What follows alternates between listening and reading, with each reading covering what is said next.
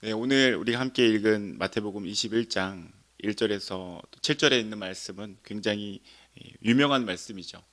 원래는 우리 21절에서 11절까지의 말씀을 읽어야 되는데 오늘 말씀의 중점이 또 1절에 7절에 있는 1절에서 7절까지 있는 말씀이 좀 중점적으로 살펴보기 위해서 7절까지만 함께 읽어보았습니다.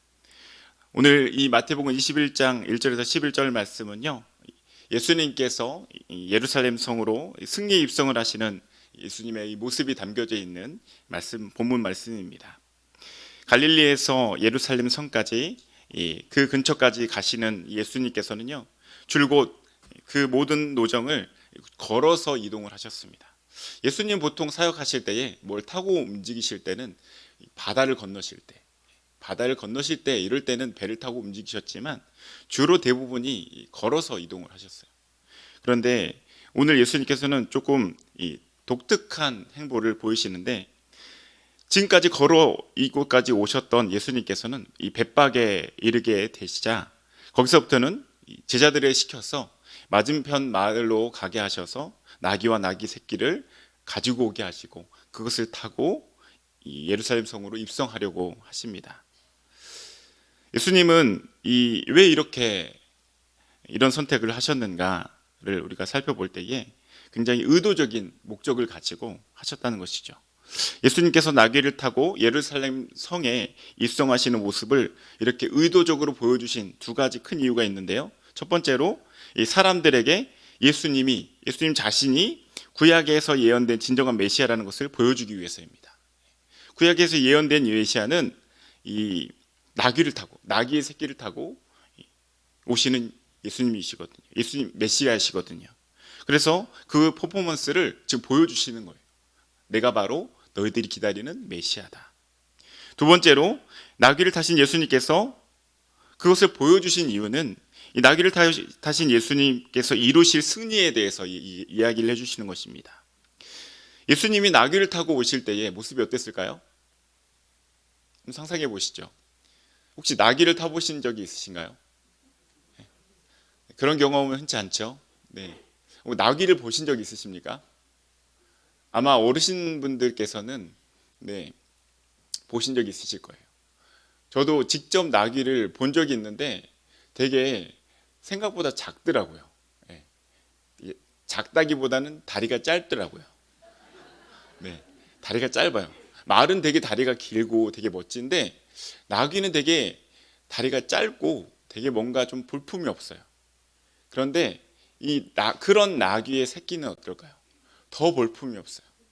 어쩌면 예수님이 그 위에 타셨다 생각해 볼 때에 이 건장한 이 청년 예수님께서 이 나귀 새끼 위에 타셨을 때에 어쩌면 발이 닿지 않았을까? 발이 닿을랑 말랑하지 않았을까 생각이 돼요. 굉장히 뭔가 좀 왕으로 오시는 예수님의 모습이라기보다는 굉장히 조금 뭔가 좀 별로 안타까운 모습이었을 것 같아요. 네. 그렇죠? 그렇지 않겠어요? 그런데 예수님은요, 이 나귀를 타고 오신, 성경은 말하죠. 그는 겸손하여 나귀를 타고 오셨다고 하시잖아요. 예수님의 사역이 어떤 사역인지, 예수님께서 이 땅에서 이루신 승리가 어떤 승리인지를 보여주는 거예요. 예수님의 승리는 세상의 다른 어떤 왕들보다 더 위대한 승리를 하셨다는 거예요. 근데 그 예수님의 그 승리는 세상의 왕들이 하는 승리, 억압하고 군림하고 착취하는, 그리고 어떤 힘으로 세워지는 왕국을 세우시는 것이 아니고 겸손히 또 고난을 묵묵히 받으며 낮아심을 통해서 섬김을 통해서 우리의 죄를 대신 지시고 십자가에 달려 죽으심으로 하나님의 영원하신 왕국을 세워나가시는 그런 왕이심을 우리에게 보여주시는 것이죠. 우리 이러한 상황 속에서, 이러한 배경 속에서 우리가 예수님의 위대한 승리의 입성도 참 너무나도 중요하고 우리가 보아야 하겠지만, 저는 제목을 순종하기 정말 싫을 때라고 제목을 잡았기 때문에 네, 이 말씀보다는 이 말씀 속에서 우리가 어쩌면 그냥 슥 지나가 버릴 수 있는 한 사람에 좀 한번 집중해 보았으면 좋겠습니다. 이 위대한 사건 속에서 등장하는 한 사람, 그는 바로 이 나귀를 기꺼이 내어드린 나귀 주인입니다. 저는 우리 시간에 이 주인, 나귀를 기꺼이 예수님께 내어드렸던 그 한 사람의 나귀 주인을 바라보면서 우리는 어떻게 그처럼 하나님 앞에 순종할 수 있을까를 한번 생각해 보았으면 좋겠습니다. 우리는 신앙생활 속에서 정말 순종이 힘들 때를 많이 만나게 됩니다. 우리뿐만이 아니죠.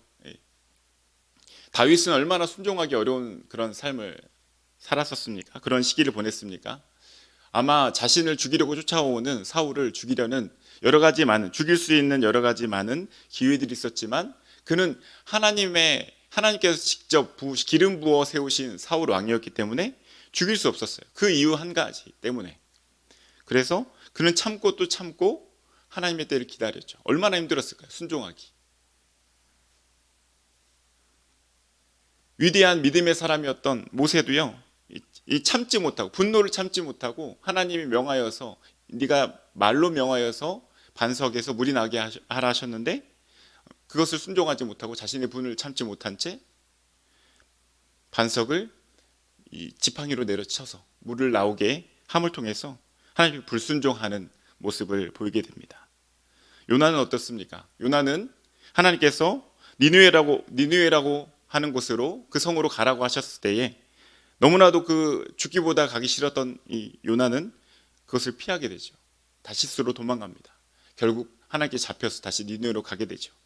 그래도 요나는 니느웨의 이 멸망을 선포하기를 원하지 않았습니다.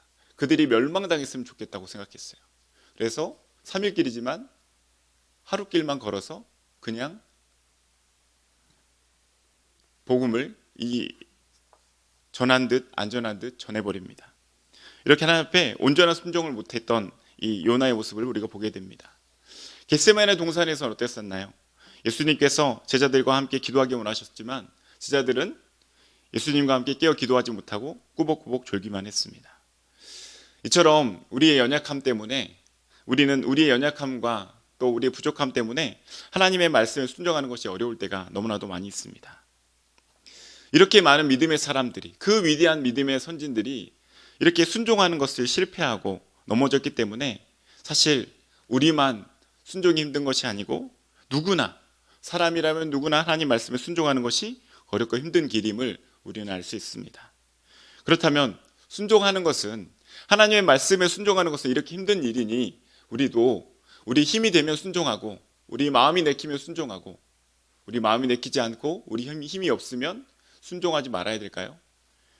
그러나 하나님께서는 우리에게 늘 언제나 순종하기를 원하십니다. 믿으십니까? 우리 늘 언제나 하나님께서는 우리가 하나님의 말씀에 하나님의 그 명령에 순종하기를 원하신다는 거예요. 그렇다면 하나님은 우리에게 순종을 원하시는데 우리가 순종할 수 없을 때에 우리가 무엇을 기억해야 될까요? 저는 2가지 정도를 한번 살펴봤으면 좋겠습니다. 정말 순종하기 정말 싫을 때에 우리가 기억해야 할 사실 2가지. 첫 번째로 순종은 고통이 아닌 기회라는 것을 우리가 기억하면 좋겠습니다. 순종의 상황이 올 때에, 순종이 필요한 상황이 올 때에 그 순종을 우리가 바라볼 때에 순종하는 건 너무 고통스러워, 너무 힘들어, 너무 고달파 이렇게 바라보는 것이 아니라 그것을 기회로 바라보라는 거예요. 우리의 눈을 바꿔서, 우리의 시야를 바꿔서 그 순종을 바라볼 때에 기회로 바라보라는 것입니다.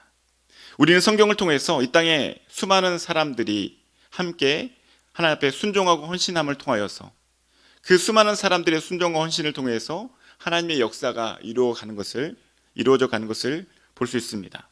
특별히 오늘 본문에서 나귀와 나귀 새끼를 가진 이 주인이 하는 순종이 눈에 띕니다. 이 사람은 자신이 가진 이 나귀와 나귀 새끼를 주님께서 쓰시겠다고 하실 때에 즉시 내어드리는 모습을 볼 수 있습니다.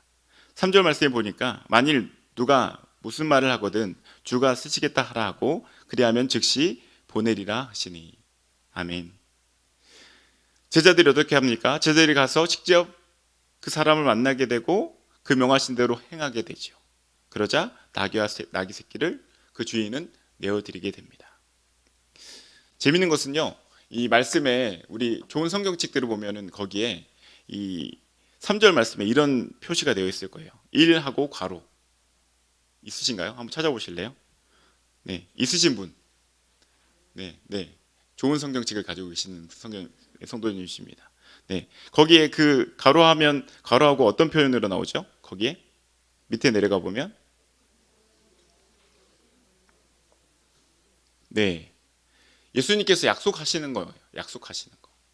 네가 나한테 그 나귀와 나귀 새끼를 보내면 내가 쓰고 돌려줄게. 즉시 보내줄게. 라고 이렇게 약속하시는 것이죠. 예수님께서도 이렇게 다른 사람의 물건을 그냥 이렇게 달라고 하셔서 그냥 이렇게 하시는 것이 아니고 돌려줄 것을 약속하시면서 빌리신 거예요. 예수님께서도. 빌리신 거예요. 정말 어떻게 보면은 너무나 사소한 그런 헌신이라고 보여지기도 합니다. 아니 누가 잠깐 완전히 달라고 하는 것도 아니고 그것도 예수님께서 완전히 달라고 하는 것도 아니고 잠깐 빌려달라고 하신 건데 뭐 빌려주는 게 얼마나 큰 일이고 헌신이겠어? 라고 이렇게 생각이 들 수도 있습니다. 그러나 누군가에게는요 이런 작은 헌신도 큰 용기를 내야 되고 또 큰 희생을 치러야 되는 이 헌신일 수 있다는 것을 우리가 기억해야 할 것입니다. 만약 우리가 이 나귀 주인이라고 한다면 우리는 정말 이 나귀 주인처럼 쉽게 기꺼이 우리의 나귀를 그 나귀 새끼를 기꺼이 내어드릴 수 있었을까요? 여러분 나귀는요 짐을 나르고 또 사람이 먼 거리를 이동할 때에 타고 이동하는 운송 수단이었습니다. 옛날 우리나라로 하면요 소 같은 거예요. 소 달구지 같은 것이죠. 또 지금은 현대로 말하면 차와 같습니다. 그래서 누가 오늘 저한테 오늘 내가 차를 좀 써야 되는데 차를 좀 빌려달라고 하면은 나의 일정도 있고 내 계획도 있어요. 그 차를 빌려줌으로 해서 내가 불편을 겪어야 되고 내가 손해를 볼 수도 있습니다. 그런데 쉽게 빌려줄 수 있을까요? 어떠세요? 여러분들 차 빌려달라면 쉽게 빌려주시겠습니까? 그럼 저 좀 빌려주세요. 네.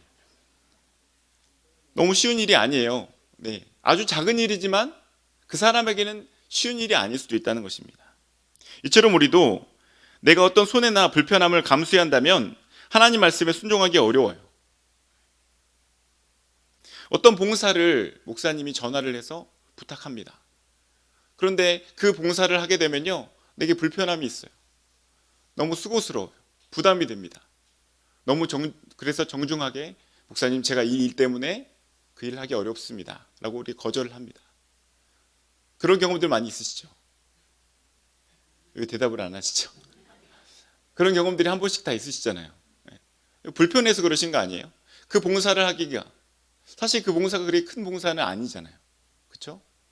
그 안내 봉사, 또 그 기도 봉사, 또 그 식당 봉사가 물론 너무나도 크지만 너무나도 힘들고 어려운 일일 수 있지만 그 어떤 한 사람에게는요 그것이 정말로 힘든 봉사일 수 있다는 거예요. 너무 큰 부담이 될 수 있는 봉사일 수 있다는 거예요.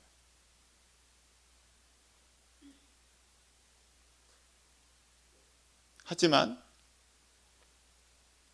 하나님께서 우리에게 그런 헌신을 요구하실 때에 우리가 정말로 그것들을 할 수 있냐는 것입니다.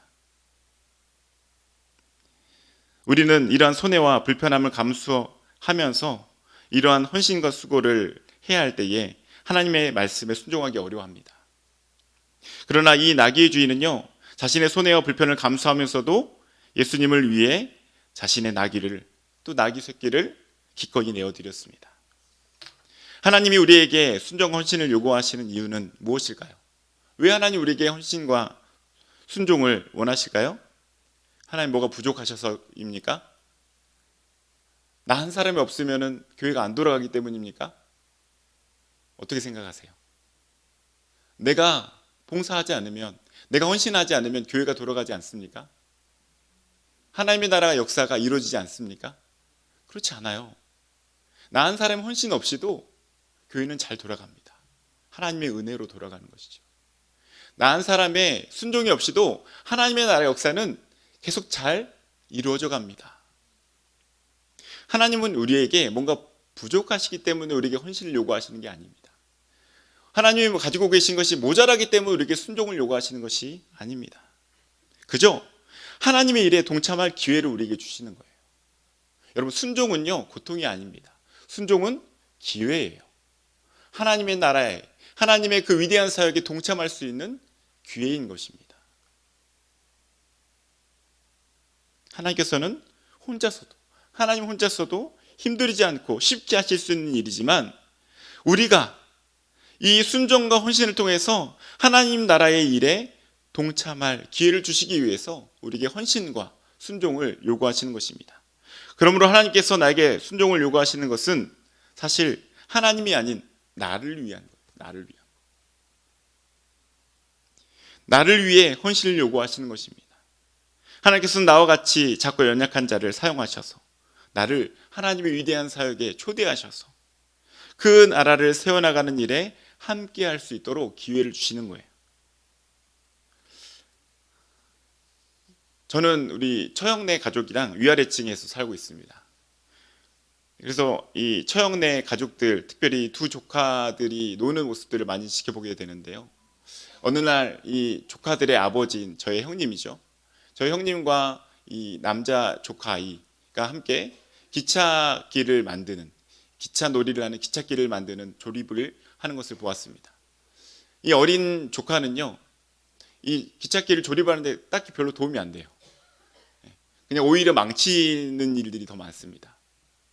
오히려 방향을 잘못 잡고 또 조립을 잘못해서 다시 아빠가 빼서 다시 방향을 제대로 잡아서 꼽아야 되는 일들이 많이 있어요.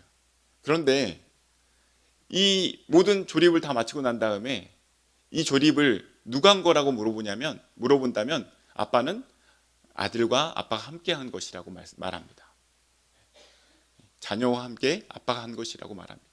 자녀는 오히려 하나도 거의 도움이 되지 않았는데 그냥 함께 하고 또 그 아버지가 함께 조립하는 것을 함께 보며 또 함께 그 시간을 함께 공유하고 보냈음에도 불구하고 아버지는 아들과 함께한 조립이라고 이야기해 줍니다. 무슨 말입니까? 사실 우리가 하나님 앞에 헌신하는 것, 우리가 순종하는 것이요, 하나님께 별 도움이 안 될 수도 있어요. 하나님 편에 볼 때는 정말 너무나도 의미 없어 보이는 작은 헌신이고 의미 없어 보이는 작은 순종일 수 있습니다. 그러나 하나님께 그 순종을 통해서 하나님의 나라의 일을 이루실 때에 우리가 함께 일했고 함께 동역했다라고 우리에게 말씀해 주십니다. 그것이 얼마나 우리의 큰 은혜입니까? 우리는 그 작은 역할을 우리에게 주신 하나님께 감사해야 된다는 것이죠. 우리는 그 작은 이 역할을 부담스럽게 여기고 힘들다고 느끼고 귀찮게 여기고 거부하는 모습들로 반응할 때가 너무 많이 있습니다. 하나님께서는 이미 모든 사역의 99.99%를 해놓으시고 우리에게는 너희가 가진 그것으로 0.001%만 순종하고 헌신하라고 요구하시지만 우리는 그것을 내 안에 있는 그것을 내어드리고 그러한 불편과 수고를 감수하는 것을 주저한다는 것이죠. 이런 작은 헌신에도 우리를 하나님의 동역자로 인정해 주시는데도 우리는 그렇게 헌신하고 순종하지 못하는 것입니다. 그러므로 기억하자는 거예요. 결론적으로 이 말씀을 드리고 싶습니다. 순종은 고통이 아니라 기회라는 것입니다. 하나님께서 그 힘이 모자라서 우리에게 순종을 요구하시는 것이 아니라는 것이에요. 하나님 우리에게 하나님 나라의 그 위대한 사역에 동참할 수 있는 그런 영광스러운 기회들을 우리에게 부여하신 것을 우리가 기억하자는 것이에요. 그러므로 우리는 그 순종이 바로 우리를 위한 순종이요, 그 헌신이 바로 우리를 위한 헌신임을 기억하시기를 주의 이름으로 축복합니다. 신앙생활 하다 보면요, 정말 그럴 때가 있습니다. 순종하기 어려울 때가 있어요. 내가 드려야 될 것이 너무 커 보일 때가 있습니다. 내가 치러야 할 값이 너무나도 커 보일 때가 있고 내가 치러야 할 때 희생이 너무 커 보일 때가 있습니다. 그러나 그때 기억하시기 바랍니다. 순종은 고난이 아닙니다. 너무나도 부족한 나를 존귀하신 하나님께서 동역자로, 하나님의 그 위대하신 사역의 동역자로 초대하시는 것을, 그 기회라는 사실을 기억하시기를 주의 이름으로 축복합니다. 또 순종이 어려울 때 두 번째로 우리가 기억해야 될 사실이 있죠. 바로 순종이 나를 더욱 성장시킨다는 것입니다. 뭐라고요? 순종이 나를 더욱 성장시킨다는 거예요. 오늘 본문에서 많은 무리들이 예루살렘으로 들어오시는 예수님을 환영하죠. 나귀를 타고 입성하시는 예수님을 바라보면서 제자들은 그 나귀 위에, 그 등 위에 자신의 겉옷을 얹어서 안장으로 대신 삼게 하고, 또 예수님 그 나귀를 타고 들어오시는 그 길길마다 사람들은 자신의 겉옷을 펴서 레드카펫을 깔고 있습니다. 당시에요, 이 사람들에게 대부분 겉옷은 한 벌 아니면 두 벌 있었어요. 그 소중한 옷을 땅에다 깔아서 예수님이 오시는 그 길을 열렬히 환영하고 있습니다. 왜 그랬습니까? 왜 그랬어요? 왜 그랬을까요? 당시에 그 사람들, 그 예수님의 예루살렘 성 입성을 소리치며, 어떤 사람들은 자신의 겉옷을 이 바닥에 깔며, 또 종려나무 가지를 바닥에 깔며, 종려나무 가지를 흔들며 예수님을 환영했던 이유가 뭐예요? 예수님이 오셔서 자신들을 이 로마의 속박으로부터 구원해 내실, 그분이 그러한 구원을 우리에게 이루어 주실 메시아라고 믿었기 때문입니다. 그런데 주님 오셔서 우리에게 주려고 하시는 것, 그것은 사실 그러한 것이 아니었어요. 그들이 원하는 것이 아니었습니다. 다른 거였어요. 예수님이 오신 것은 바로 우리의 죄악으로 인하여 죽어가는 우리에게 다름 아닌 새 생명을 우리에게 주시기 위해서 이 땅에 오셨습니다. 이처럼 하나님의 계획, 예수님의 그 계획과 우리의 원함은 다를 수 있습니다. 우리는 이럴 때에 하나님의 뜻과 계획을 따라서 순종하기 어려워요. 그것을 받아들이기 어렵습니다. 하지만 우리가 우리의 뜻과 하나님의 계획이 다른 이때에 하나님의 계획을 따라서 하나님의 계획하심을 믿고 그것을 받아들이고 순종할 때에 이 순종은 우리의 믿음을 성장시키게 된다는 거예요. 우리는 누구나 우리의 삶이 계획대로, 우리가 계획한 대로 되어지기 원해요. 우리가 원하는 대로 순탄하게 흘러가기 원합니다. 그러나 하나님께서는요, 우리의 삶을 볼 때에 하나님께서는 때로는 우리의 삶이 여러 가지 사건, 사고들이 일어나기를 허락해 하시고, 그것을 통해서 우리의 삶에서 하나님의 역사를 이루어 가십니다. 또한 우리는 우리의 삶의 문제들이 하나님 앞에 기도하기만 하면 한 번에 주님의 기적으로 한 방에 해결되길 원합니다. 그러나 하나님께서는 아주 특별한 경우가 아니고서는 오랜 시간 동안 우리가 그 문제 속에서 그 고통과 그 시련의 시기를 견디게 하십니다. 그리고 그 시기와 고통 속에서 주님이 함께 하시며 우리가 그 문제를 우리의 힘이 아닌 하나님이 공급하신 힘으로, 그 능력으로 하나씩 해결해 나가게 하십니다. 이처럼 하나님의 뜻과 하나님의 방식과 하나님의 명령이 우리의 원함과 다를 수 있다는 것입니다. 하나님께서는 우리가 원치 않는 길로 우리를 걸어가도록 우리를 이끌으시기도 합니다. 우리의 순종과 헌신을 요구하시기도 하십니다. 이럴 때에 우리는 이 하나님의 명령에 순종하기 너무 어렵죠. 그러나 바로 그때가 우리가 기억해야 될 때입니다. 무엇을 기억해야 됩니까? 바로 이때가 바로 우리를 성장시키시는 순종의 때이다라는 것입니다. 왜 그렇습니까? 왜 이 순종이, 하나님이 원하시는 그 순종이 우리를 성장시키십니까? 여러분, 하고 싶은 것만 해서는 성장하지 못해요. 하고 싶은 것만 하면은 발전하지 못합니다. 하기 싫은 것도 해야지 성장할 수 있습니다. 대부분 인생의 많은 것들이 그렇지 않습니까? 하고 싶은 것만 하면 우리가 성장할 수 있습니까? 하기 싫은 것들을 해야지, 하기 불편한 것들을 해야지, 하기 어렵고 귀찮고 힘든 것들을 해야지 성장이 일어나지 않습니까? 영어 공부할 때 어때요? 영어 공부 해보셨죠? 영어 공부를 하면 이 불편하고 어렵고 귀찮고 하는 것, 문법 공부하는 것, 영어 단어를 외우는 것, 영어 작문을 하는 것, 얼마나 귀찮고 하기 싫습니까? 그러나 그것을 해야지 영어 실력이 늘어갑니다. 교회도 마찬가지죠. 우리 신앙이 자라가려면 전도하고 선교하고 봉사하고 또 중보기도 하고 또 새벽기도를 드리고, 그렇게 해야지 우리 신앙이 자라가는 거 아니겠습니까? 마침 또 특별 새벽 기도가 있는 시작이 되어졌습니다. 이번 주부터. 네. 여러분 특별 새벽 기도에 이 동참하고 함께 나와서 하나님 앞에 기도하며 또 하나님 말씀 앞에 설 때에 우리 신앙이 자라가는 거예요. 근데 특별 새벽 기도에 나오고 싶으세요? 어떠세요? 너무 나오고 싶으시죠? 그런데 우리의 몸이 우리 육체의 연약함 때문에 못 일어나실 뿐이시잖아요. 그러시지 않으세요? 네. 우리는 너무 하고 싶은데 사실 우리 마음속에 우리 몸이 하기 싫은 거예요. 그런데 생각해 보세요. 그 하기 싫은 것들이요, 대부분 우리가 해야 되는 것들이에요. 반드시 해야 되는 것들. 그렇죠? 누가 그러더라고요. 진짜 자기가 제일 하기 싫은 것은 여행 갔다 와서 그 짐을 푸는 것이 너무 하기 싫대요. 자기 하기 싫은 것 중에 가장 하기 싫은 것 중에 하나가 그렇대요. 짐을 보면서 저거 풀어야 되는데 그러는데 너무 풀기가 싫대요. 근데 그 짐을 풀어야 되잖아요. 안 풀면 안 되잖아요. 그렇죠? 이사를 했는데 이삿짐을 안 풀어요. 저 이삿짐을 풀어야 되는데. 그리고 그 다음 이사할 때까지 그 짐을 계속 놓는다면 안 되잖아요. 그렇죠? 반드시 해야 되는 거예요.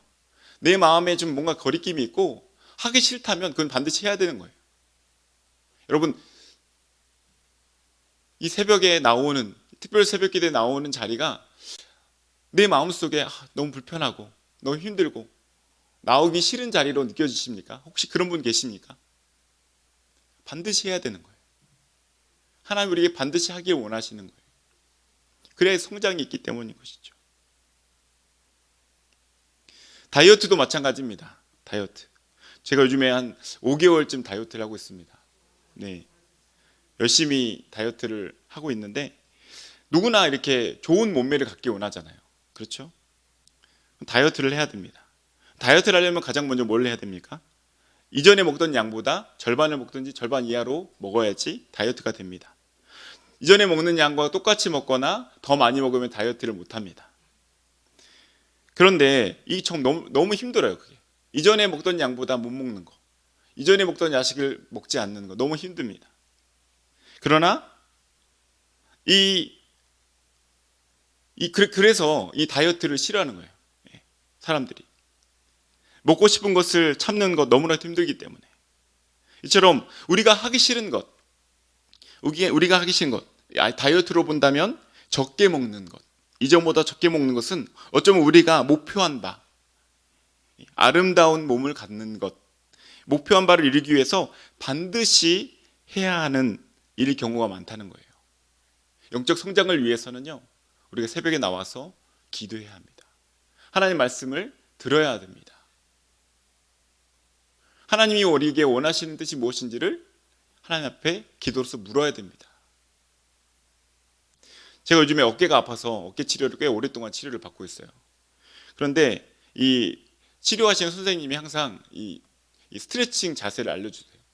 근데 어떤 스트레칭 자세는 너무 아파가지고 하기가 싫어요. 통증이 너무 심한 거예요. 막 극심한 통증이 있어요. 그러면 저는 그건 안 하고 다른 거, 하기 쉬운 것, 그런 것만 하면 어떨까요? 나아질까요? 나아지지 않을까요? 안 나아집니다. 계속 그 고통의 시간이 늘어가는 거예요. 아프더라도, 고통이 있더라도, 힘들더라도 어떻게 해야 돼요? 해야 돼요. 해야지 성장이 있는 거예요. 해야지 발전이 있는 거예요. 해야지 회복이 있는 것입니다. 여러분, 성장을 원하십니까? 영적 성장을 원하십니까? 영적인 발전이 있기를 원하십니까? 여러분의 가정의 아픔과 여러분의 마음의 상처가 치유되기 원하십니까? 이번 특별 새벽 기도에 나오십시오.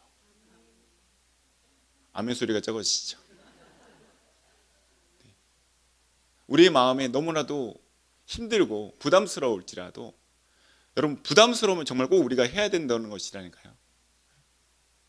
부담스러운 것은요, 우리가 꼭 해야 되는 거예요. 우리가 꼭 해야 되기 때문에 마음이 부담스러운 거예요. 안 그러면 부담스럽지 않습니다. 신앙도 마찬가지입니다. 누구나 성숙한 신앙을 가지기 원해요. 그러나 성숙한 신앙을 가지기 위해서는 하나님의 말씀에 순종해야 됩니다. 우리 마음 가운데 주신 하나님의 그 음성에 순종해야 돼요. 그것이 내가 원하는 길이 맞든지 내가 원하는 길이 아니든지 순종해야 됩니다. 오늘 말씀 속에서 본다면 내가 원하는 구원은 정치적인 국가적인 구원을 원하지만 주님은 나에게 주시고자 하는 구원은 영적인 구원, 죄 가운데에서의 구원이요, 또 사망 가운데의 구원이라 한다면 우리는 그것을 받아들여야 되는 거예요. 그것을 받아들일 때, 주님의 뜻을 받아들일 때 우리가 성장이 일어나고 우리의 회복이 일어나는 것입니다. 그러나 문제는 우리는 성숙한 신자가 되기는 원하지만 순종하기는 싫어합니다.